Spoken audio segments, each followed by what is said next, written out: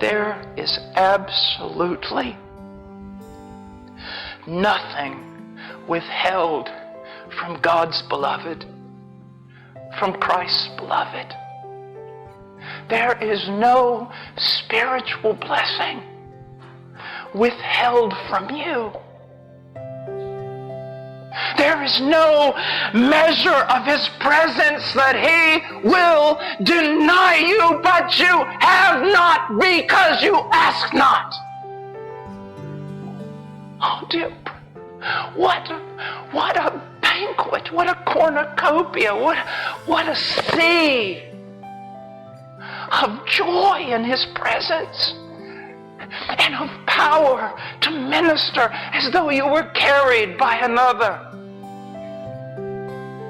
And be very, very careful.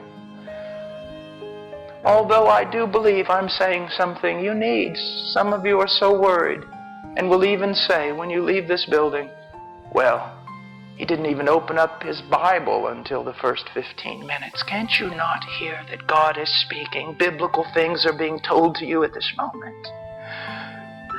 I am not a great systematic theologian. I know my limitations. I am not a scholar. I will not stand in seminaries, and I so appreciate men who do. If it weren't for them, I don't know where the direction of my life would have gone. I so need brilliant men. I am not one of those, but the one thing I can tell you is that all my life I have been needy, and I have been weak, and I have been slow, and I have been afraid, but it caused me to run to Him, and in running to Him, there is such glory. There is such power. There is such life. You see, it's not just they need correct thinking. For men to even be able to grasp with their mind, it must be a thing of Ezekiel, can these dead bones live? You see, we are to be scholars, but we are to be prophets. We are not to be businessmen and administrators. We are to have the power of the living God upon us. And when we proclaim the word, we are proclaiming words to dead men. And it must be the Spirit of the living God who comes and raises them from the dead. And then when they are raised from the dead, they are yet not mature.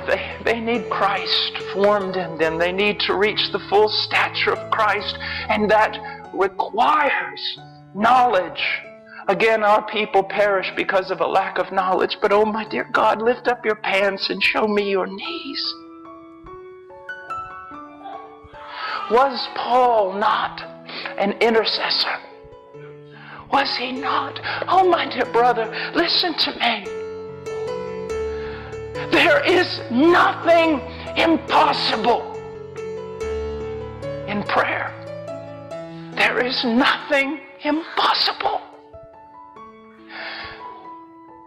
So many believers with besetting sins in their life, and they think that literally that's the way it's just always going to be.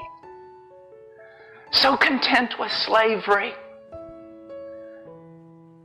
Instead of going to their knees and crying out to God until they're delivered from that sin. Pastors, we preach and we preach and we preach and we preach and we preach, but where is the demonstration of power? Yes, men are changed through preaching, but have you ever seen men changed through your prayer life?